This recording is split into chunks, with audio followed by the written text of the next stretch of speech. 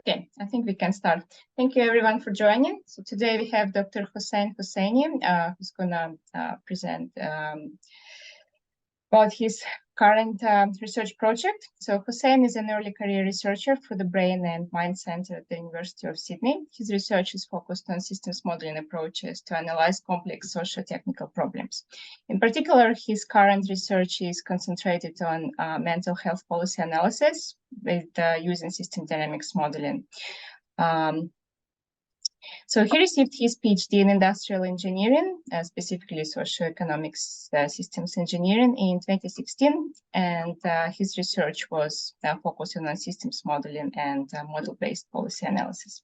His main research and work experiences include national and international problems, in particular in health, energy, and environment, social problems, urban management, business levels issues through several systems modeling and strategic planning projects. So Hossein, the stage is yours. Thank you, Emilia, for the nice introduction. And hello, everybody. Today, I'm going to present the results of the preliminary results of a modeling effort is done in Brain and Mind Center at the University of Sydney about the impact of early childhood education and care, ECEC, in Australia, which is a long-term analysis of its impact on the education system and the labor market. So this is the Australian education pathways from birth in the bottom of the picture to doctoral studies and doctoral degrees and the top. So from the birth year 0 to year 3, children are basically in ECEC systems that focus on care side of the ECEC, and between 3 to 5, they go to ECEC services with more quality programs or something like preschool or kindergarten. So this is the area that we are focusing in this study, the impact of this kind of education and development system on the other area of the system, and also the labor market. After the childcare and education in this age up to year 5, children go to the primary school. After that, secondary school. After secondary school, they can go to registered training organizations for further studies like TAFE, or continue their post-secondary or senior secondary school. And after that, they can go for higher education providers like universities.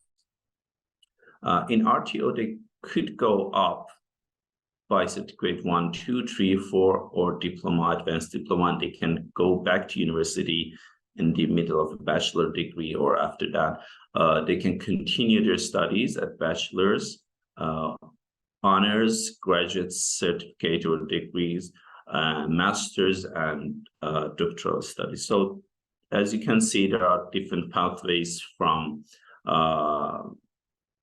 birth to doctorate, and we know that from here they can go at the same time to the labor market.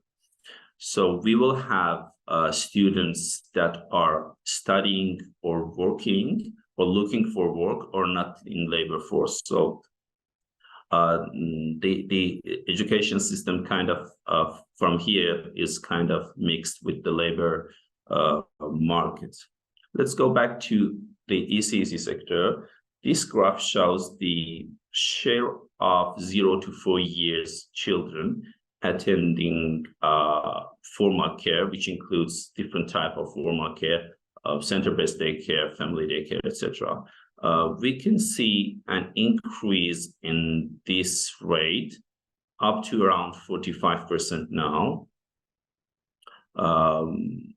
In different areas, of course, our focus is on more quality or curriculum-based ECEC, but the data we have shows for the all of services shows the gradual increase from something like 15% in 1975, and in 2000 around less than 30% to around 45% now. At the same time, we can see the different type of ECEC services. This graph shows the number of children attending in different ECEC services. We can see the center-based daycare went up, especially after 2016, and the family daycare went down. And that's because the difference in the government policy about childcare subsidy, which shows this sector families, how they reacted to the change in the structure of childcare subsidy. And in this figure, which shows the workforce in these services in the left picture, that shows not only parents, but also service providers reacted rapidly to the change in the structure. This could be good or bad, but shows how this sector could be influenced by any outside factors or interventions that could be implemented in this sector. Let's go back to the developmental aspect of ECEC. In Australia, the outcome of ECEC is evaluated based on the Australian version of Early Development Instrument, which considers physical health and well-being, social competence, emotional maturity, language and cognitive skill, mainly school-based, and communication skills and general knowledge. The figure on the left side, the brown one, I think, shows the percentage of developmentally vulnerable children on one or more domains, which shows a bit improvement from 23.6% to 22% from 2009 to 2021. And the purple one is for those with two or more domains, which shows again a bit improvement from 11.8 to 11.4. The green one shows the percentage of children on track on 5 domains. As you can see here, the dynamic of changes are not so rapid, and showing kind of stabilizing behavior, but shows a gradual but minor improvements in the indicators. Okay, after this very fast review on the situation about ECEC in Australia, the key research question here is that, does an increase or reorganization of ECEC, both in the level of service coverage and also the service quality, lead to improvement in early childhood development and school readiness, school participation rate, or in general, the performance of schooling, more employed and less unemployed and not in labor force, and also specifically female participation in labor force, for example, reduction in female not in labor force because of, for example, taking care of the kid at home, and also family income. So these are main things that we are looking for in this research. Of course, we are going to look at the drivers, the combination of interventions, mainly about the coverage and the quality in this presentation, to see how the results will change. And also we are looking for unintended consequences of intervention. If we increase the coverage or quality, there are results that we expect to happen, but there are also results that they are unintended consequences of those interventions. Okay, let's have a look at the model structure. I'm not going to show the structure in detail, but I'm doing my best to show what is going on in the model. This slide shows the high-level overview of the model, which is a subsystems diagram. The boxes, the curved boxes, show the subsystems, and links, the solid links shows the physical flow from one subsystem to another. For example, children after school can go to higher education or RTO for further studies. Or they could be information flow. For example, the schooling performance information goes back to policymaking subsystem to decide about the structure of ECEC to see how it affects here, or the labor markets information. The population subsystem here includes total population, a birth rate, and it could include family structure and factors like disability rate.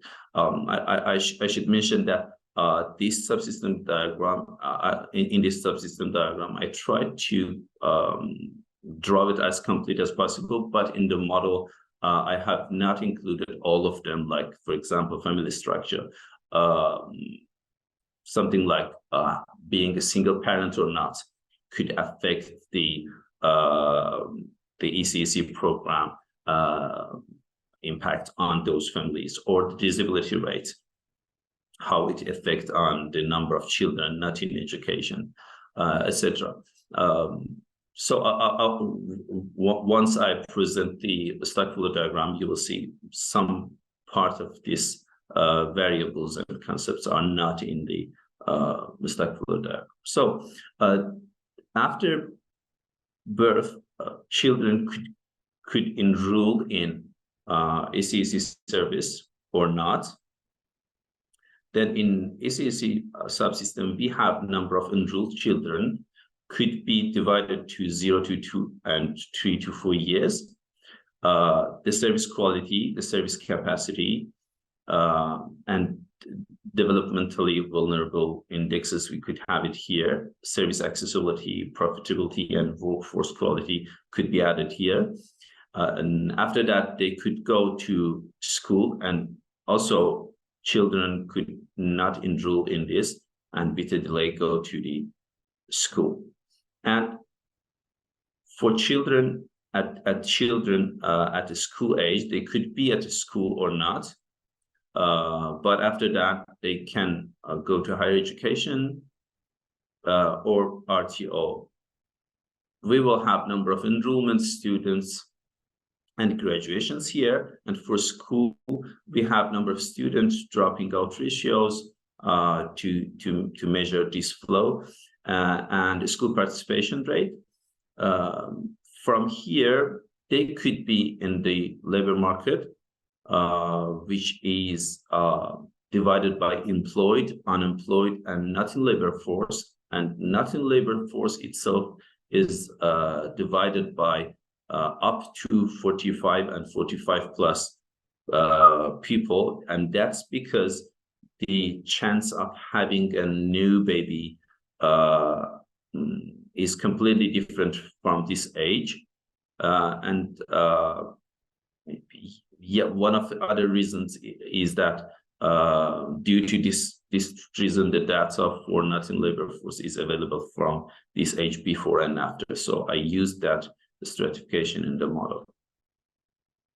And there are other influencing factors like parental health, family income, and life expenses, etc., which could, the information of that could be an input into the model, especially this subsystem and other subsystems as well.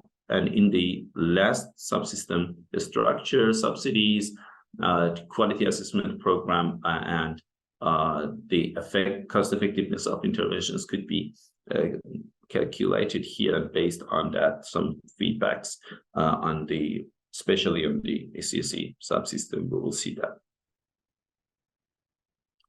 This is a simplified version of stock flow diagram. I put the subsystems here, but the clear version of it could be seen in this. I have removed all auxiliary variables, links, and also unnecessary flows like this and migration from all of these stocks. I'm going to zoom and present what is going on in the model. So based on the total population, we can calculate birth, but all stock variables here and all variables here are stratified by two things. One is gender, being male or female, because we need to answer the question about the impact of that on female population, especially not in labor force. And also it is stratified by ECEC status of that person, if he or she attended or attending an ECEC service or not. So all of the variables here are, in fact, 4 variables: female attended ECEC or not, and male attended ECEC or not. After calculating the births with the ratio of children attending or not, and the number of birth of female or male, we can have this flow into the children before school. We then, based on the enrollments, school enrollments, we have the enrollments flow into the school or not in education. Then, for example, they can go up, children after secondary school, they can go up for post-secondary school. They can go for RTO organizations like TAFE for further studies, or they can go to unemployed, and this WNSQ is without non-school qualifications. They can go here and looking for work. The story is almost the same for post-secondary students. They can go to a uni program. They can flow back into the RTO studies. They can go for not in labor force, employed and unemployed people. Yeah, let's show what happens for the uni students, and this could be the same for RTO and those without non-school qualifications, but with some differences. University students could be graduated and go to employed, unemployed, and not in labor force. This rate is not connected because we have 2 stock of not in labor force, under 45 and above 45.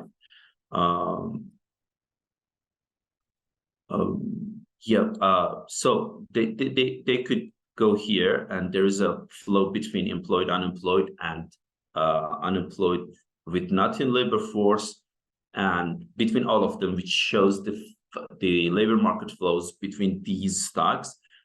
Those who lose job, look for another job, find a new job, etc.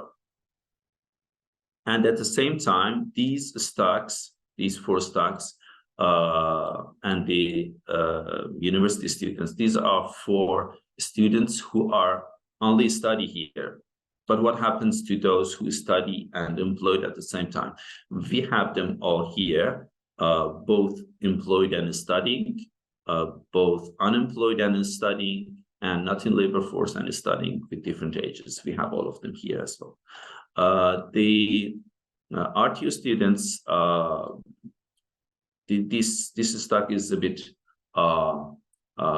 messy, because people unemployed, employed, and not in labor force without non-school qualifications can flow in this stock to continue and attain a certificate and go back to the labor market, and also graduate from here could go up for a university degree. So the other parts of the story is almost the same. And yeah, that's the total, the overall structure of the model. Yeah, and I'm not going to dive into specific area for further detail. And I think that shows the overall structure of the model. Yeah, the next section is about simulation results. Yeah, these figures shows the comparison between simulation and data that I had. It should be mentioned that I modeled everything stratified by gender and ECEC status, and I'm showing the summation of a couple of them here. So it shows the performance of the model. This is the total children before school. And for example, this one is total students. The red one is school students, blue one, university students, purple one, RTO, and the last one is post-secondary school students.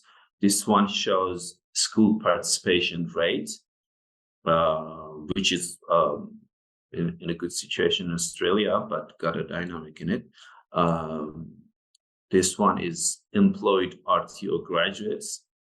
And also this one is total female not in labor force under 45 years with different qualifications, highest qualifications like university, RTO, and without school qualifications. This one is employed university graduates. I stopped somewhere the non-ending calibration activity, and I think that's this level of accuracy is enough for my purpose. So I went to the results. For example, this one shows the ratio of developmentally vulnerable children, shows around 2%. The decrease in this ratio is not considerable because it shows only around 2% during 11 years. There are a couple of things that we need to consider. One is the flow from school to unemployed, which is increasing. Basically, we should control this increasing trend, which shows students do not continue their education and go directly to labor market seeking a job without any non-school qualifications.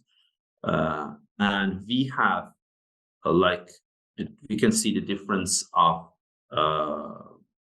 population with different qualifications. For example, in employed people, university graduates are higher, but in not in labor force, up to 45 people, we can see without non-school qualifications are above others. And this is also considerable for unemployed union RTO here again, without non-school qualifications and are above. After that RTO, after that university. So we defined a couple of scenarios interventions, and I will in the next slide I will talk about the results in more detail. The first scenario is about the continuing the growth in ECEC coverage, which I shown in the first slides, about the coverage of ECEC based on the historical trend from something like 48% in 2023 to 58% in 2035. The second one is having a constant coverage ratio at the current value. And the third one is 20% more increase in the trend, which could be an intervention by the government by increasing childcare subsidy or something else, which increases that coverage up to 70%. Another one is the effectiveness of or the quality of ECEC. The quality of ECEC impacts the different flows in the model. For example, flows from school to unemployed, from school to post-secondary, and from post-secondary studies to universities or going back to TAFE, and after that from university to employed, unemployed, or not in labor force. These quality impacts here, based on the studies in the literature, we extracted the effect of attending in ECEC on flowing from university to not in labor force, for example, and how it could improve this flow. So we have these effect in all of the flows in the model, and the scenario is what happens if we increase that impact by 50%, which shows deep increase in the quality. But the impact is gonna take place with a delay, because those who are going to childcare today will be after 10 years, 15 years in the university. So it got a big delay between the quality increase and the effect of that quality increase on the flows at the end. Yeah, let's have a look at the results. This figure, I'm dividing the results in two sections. One is before labor markets, which mainly includes this education system, and the one is the impact on the labor force market. So this figure shows that developmentally vulnerable children on two or more domains.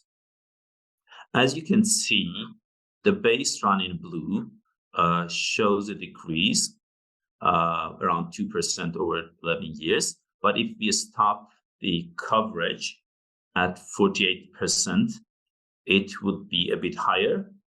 And if we increase 20% more, it goes down better, like 4%. But if we increase the quality, it shifts down this, which is reasonable. And the point is that if we combine the quality and coverage together, a synergetic effect can take place here, which we see in number 6. I will show the effect size at the end of this slide. This one shows the flow from school to unemployed. Again, here, with more coverage, we don't see much more changes here, but with the quality, we will see considerable change in the trend. This one is total school participation rate for primary and secondary school together. Again, here, more coverage does not show considerable change, but the quality shows, of course, considerable change here. And this is total RTO enrollments.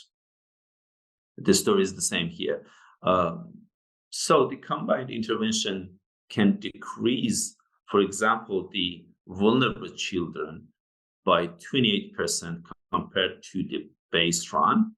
But if we consider only ECEC coverage, the decrease will be 6%, or effectiveness 19%. But when combined together, we have 28% decrease. This slide is about simulation result for variables in the labor market, like total employed. Here we can see that the ECEC coverage could increase the total employed, but the ECEC quality is not increasing enough. So the story is kind of on that side here. Here, the coverage works better. And again, we can see a bit synergy effect here as well. This shows the total unemployed, which again, the story is the same. Unemployed goes down by more coverage. There is something unintended here. I will go back to this one. And total net in labor force, this is the same. And as you can see, the effect size on total female net in labor force, especially under 45, is much more higher than others. And that's because at this age, the effect of that coverage on these, mainly on women this age that could have babies at this age, is higher, much more higher. The thing that happens in figure number 2 is that when we, with 4 and 5, when we increase the effectiveness or the quality of ECEC programs, the number of unemployed people goes up. And it's like an unintended consequence, because we improved the quality, but the unemployment went up. There is a reason behind this behavior, which I'm more talk about in the next slide. Just keep that in mind. So we will see that the coverage will increase. We have a bit of a synergetic effect, but mainly the coverage works here. Here again, we will see the impact of those scenarios on different female population. The total one is number 1, unique graduates, RTO graduates, and without non-school qualifications. What we see here is that female without non-school qualifications, those stock are receiving the benefit much more from others. You can see the difference here. So the insight from looking at these different simulation results is that the combined intervention is higher for female without non-school qualification, because that gives them the opportunity to go back to RTO to study and receive a certificate and go back to the labor market. But before going to the next slide, to wrap up my presentation, I can explain what happened for unemployed or not in labor force uni graduates, which are going up. Here you can see in figure 2, and here in total unemployed, which are mainly about university graduates. What happened is that when we increase the quality, the studies shows that the quality ECEC program will increase the duration of study and the level of study for children. So, which means that the flows to higher level of education will be increased. Therefore, given the same structure in the labor market, I mean, the share of people employed, unemployed, etc. With more population going to university, we will have more unemployed. And that's because we just changed part of the system, not the integrated approach to policymaking. So if we just increase the quality, one of the unintended consequences will be more people out there, and then more unemployed and not in labor force people there as well. I have developed an interface for the model to engage stakeholders in upcoming sessions and events. But to wrap it up, I think my time is over. We saw that increase in current historical trend of ECEC coverage can effectively improve the labor market in terms of increasing the employed people and decreasing the unemployed and not in labor force. And the quality will have a long-term effect, but a slight on the labor market. But the quality brings considerable improvement in education system results, like something like developmentally vulnerable children, or flow of school leavers to unemployed or dropping out, etc. School participation rate and so on. So we can conclude that better quality serves better for children, while better coverage serves better for labor markets. Of course, when combined, synergetic effect will happen. And also, without non-school qualification, female will benefit more. And we had that unintended consequence that if we just change part of the system, it doesn't improve the whole part of the system. We need an integrated system level approach to prevent those side effects.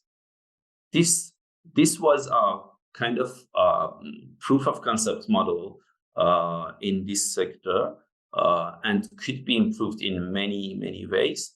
The first one that I think could have a considerable, could bring considerable insights is dividing 0 to 4 year old population to 0 to 2 and 3 and 4, and see how it changed the story.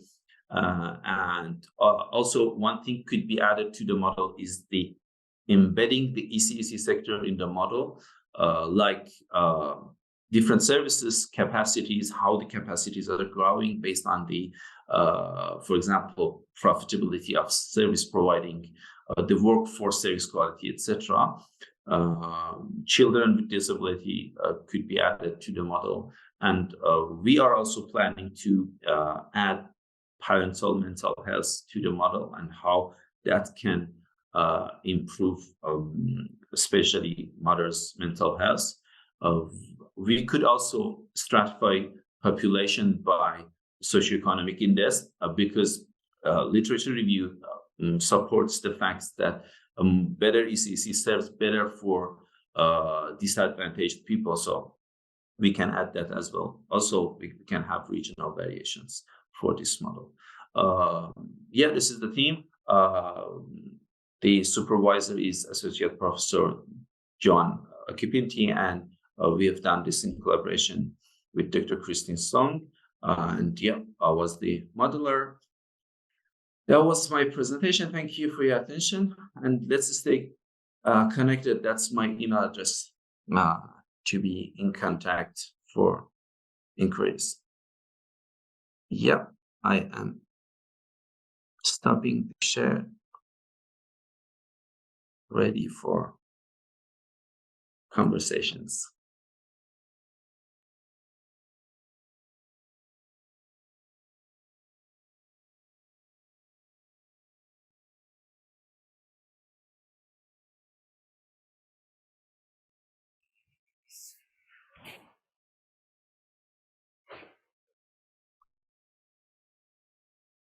We can see Dominica and Shane raising hand. Thank you so much, Hussein. Great presentation. I was wondering if you could elaborate a little bit more on the topic of practical implications of your work. So if you were to present this to commissioners, policymakers, what would be the key take-home messages from the work you've summarized for us?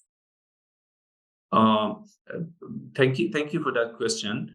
I think we need, of course, we will have some kind of implications with this model at the current situation, but I think more modeling effort is required to embed that ECEC sector indigenously in the model, like something like capacity, profitability, workforce, etc., to see how they can design interventions that could improve quality or the coverage by taking into the account the ECEC sector itself. We have done something like exogenous scenarios here, which shows couple of things, as I mentioned, like you can just focus on policies about ECEC. It is like an integrated, complex problem with side effects for labor market, for education, etc. But the main interesting thing for myself was that main winners and those benefit from quality are children, and the labor market benefits from the coverage, because of that gap between increasing the quality and its effect on the children and then on the labor market. So it's like a long-term policy package required here to consider the whole system. Thank you so much. Shane? Great, thanks, Hossein. I have a number of questions, but I two stand out for me. One is population driven exogenously in the model? So I saw the inflow that you had for population, where you divide it into those different the array structure there. Is that driven? Is population driven exogenously, or is there some endogenous feedback on births? And then yes. the second. Sorry, go ahead. I was trying to say that the summation of stocks in the model is the total population. So we have a part of population exogenously, those who are in age above 75, because we didn't consider them, but we had all of these stocks from the model for below that age, and then one thing added to take into the account other population. Based on that, with a ratio of birth, and we will have the number of births. So the birth fraction is exogenous. Yes. Yeah. Yes. All right. And then the other question is, in terms of university enrollments and then employment, it strikes me that there's a whole range of other variables that could affect the rates, right? University enrollments are affected by the government funding and the policies to support students enrolling. The employment rate is affected by macroeconomic factors. So I'm just curious, I guess you decided to leave those. You decided within the scope of the model to leave much of that out. But is there any worry about the time horizon that you're covering, whether some of those policies change significantly? I'm thinking about the university enrollments in particular, where the funding model changed significantly over time. Yeah, that's a good question. What I considered was that to take all of them as exogenous and have a rate ratio of, for example, university students who go to employed. There is or post secondary school students who go to university. There is a rate ratio here, but ECEC coverage and effectiveness could affect that rate ratio.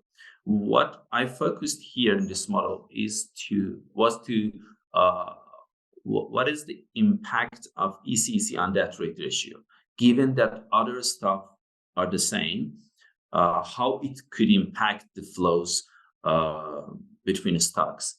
And therefore, I have not considered the changes of those rate ratios. For some of them, there was a trend in the rate ratio. I considered them exogenously in the model, but I haven't considered the dynamic of those rate ratios. Intentionally, because I was looking for the impact of ECEC on those rate ratios. But if I wanted to put all of them into the model indigenously, it could be a complexity that I couldn't manage. Yeah, no, thanks for that. Yep. Yes, Lisa Khan. You are muted, Lisa. Yeah, great presentation, Saini. It was wonderful. Just one thing, like I think what is like more interesting for me from the presentation is the unexpected effect of ECC quality on employment, right? So even like, for instance, if we consider this as an exogenous event, I think this could mean that there are labor market imperfections, because there is an established relationship between early childhood development and labor market outcomes. And then when we look into the labor market dynamics, so, children or students, they choose to be in labor market because of the income effect, or there is an opportunity cost. An opportunity cost may come because of the ability that could, derived from the early ECC quality. So maybe like the students who have like better quality ECCE may have like better education at the later stages, and then there could happen a job mismatch. They could expect higher earnings, they could expect better jobs. So in that case, maybe the labor market do not respond to those needs. So I think one of the things that I consider really important and interesting is, like, for instance, that the labor market policies should be aligned with the education policies in this case, because if you are providing quality education, then there are like no jobs for those people. Yeah, that's completely true. Yeah, that's one of the things that was interesting for me as well, because what I did in the model, I didn't intentionally put a feedback on flows, but based on the historical trend and historical rate ratios, I just drive the rate ratios, and then by increasing one of them, we can see how they respond to that increase. Yeah, and that was an interesting thing from that proof of concept model. Yeah. Yes, Maya. Thank you for this. Very nice to see the big model again. It's been a while for me. I have one question, and I'm not sure if you covered it in the beginning, and apologies if I missed it. I know you talk about coverage, but do you talk actually around proximity, given that the Australian nature of, and I'm not quite sure if it's the same with early childhood education, but it is definitely the same for schools, that it's zoned. So if you're in a particular zone, you can go to certain places, which is quite often aligned with income, higher education levels, and higher socioeconomic value, and hence also labor workforce. So I'm curious if there's any space in that. We know there's a massive rural divide in Australia, but even in like a city like Melbourne, one suburb makes all the difference. And I'm curious if you've considered it in any way, or yeah. So far the model does not consider the socioeconomic situation, and also does not consider regional population. So it's Australian level population, but the model does have the potential to stratify those stocks to different things. And definitely that could bring some useful insights for regional development, or for example, if you have a couple of regions in a state, then we can decide maybe how we can organize and design a regional based ECEC support system instead of a universal one. And yeah, that could be a good thing to consider. Thank you.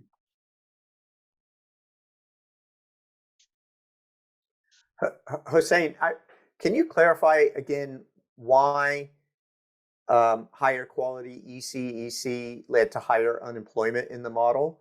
I was confused about that. So you said that higher quality ECEC leads to longer study times for university students. Yeah. But But are university students counted as unemployed? Let me show you in the structure. Yeah. Let me share my screen again.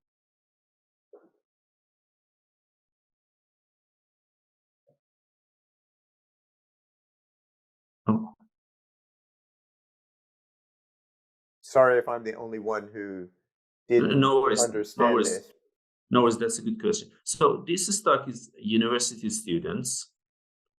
When we increase the quality of ECEC, the flows from primary school to post-secondary and RTO, and the flows from post-secondary students to university goes up. And that's the same for RTO to university. So with that in mind, we will have more university students. More university students, we will have more flows in unemployed, employed, and not in labor force, given that other things is the same. So because we don't consider the change in labor labor force market, while we have more university students, it's like the unemployment rate is the same. So we will have more unemployed university graduates at the end, because the children who could go to RTO or without non-school qualifications are now in universities, and more students here, more graduates unemployed, looking for more job, because that was the main reasoning behind that. And that's because the stock of folks in RTO once they finish RTO, they have a lower fraction of them are unemployed. After RTO, they could go to universities, or they could go to the labor markets. This increase in quality will increase the rate of RTO students who continue their study in universities. So we will have kind of more flows from down there to universities. So the percentage doesn't change; it's the number. Yes.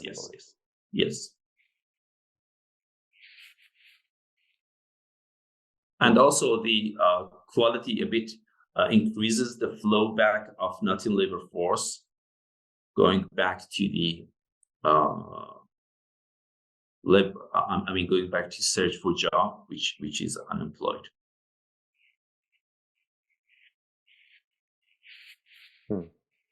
But in long term, as you saw in the simulation results, the changes are minor. But given that the number of not in labor force are considerable, then when they could go back to unemployed, the number of unemployed goes up, because the number of unemployed compared to number of employed and not in labor force is so tiny.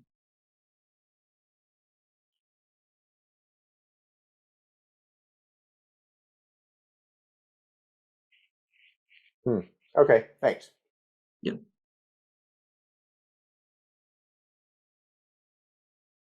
Okay, any other questions? Do we have something in the chat?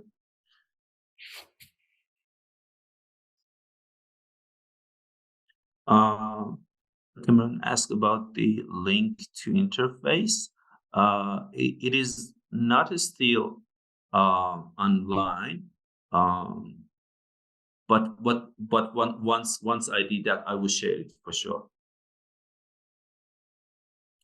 Okay, Mariam, you have a question. Just a quick one. Do you consider doing this? Because I think your timeline, how you ran it, was 11 years, and I'm not sure if that was wrong because it was a small screen. But did you consider turning this into a generational model, because it actually would be interesting what the EC rate of a person then affects on their motherhood? I was just curious if that's part of the consideration, because you could actually turn this, like talking about policy decisions long term. Impacts might be interesting, and you might maybe not have an immediate effect on unemployment, but maybe there could be some delay in that over a generation or something. I'm just curious if that's something to consider? As far as I remember, we have the impact of increasing coverage on flowing back not in labor force male and female to unemployed and employed, which shows the opportunity for them to find a job because the children are now in ECEC, and statistically the data showed statistical significance here, the effect of more ECEC on flowing back, but not at the moment. I haven't considered the long-term impact on bringing birth rate and other stuff, but that could be something to consider. Yeah. Thanks. Thank you. Okay, if there is any other questions, we'll be happy to discuss.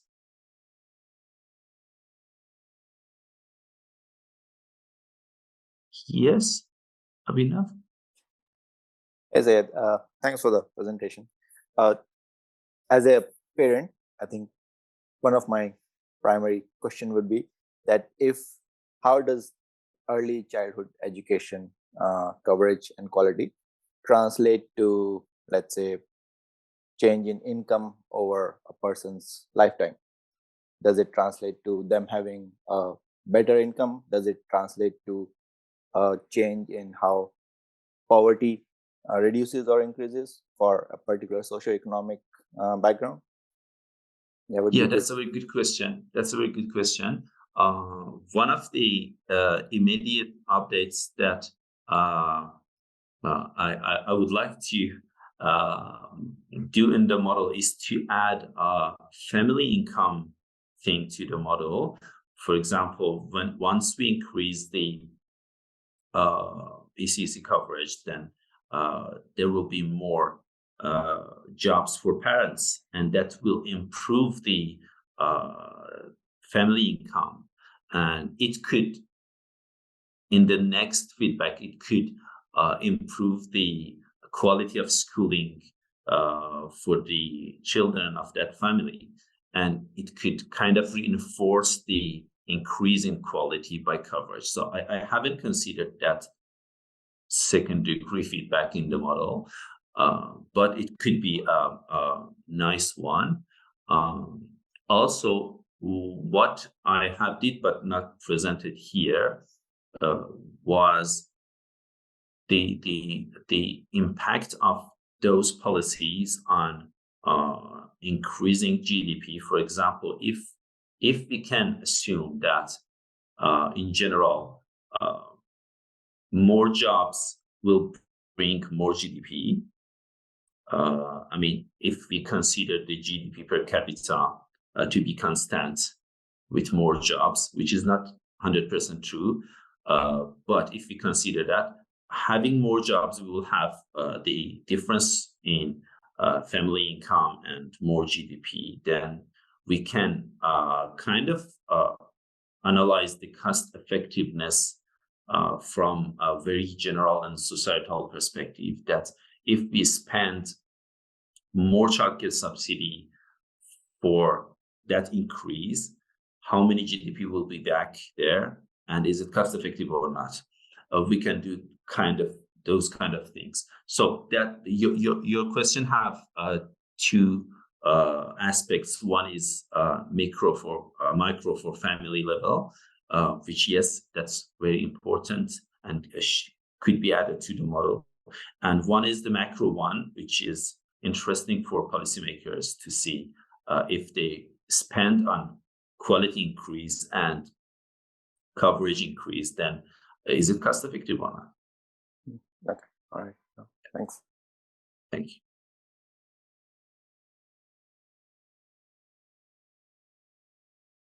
Okay, we have one in chat. Yep.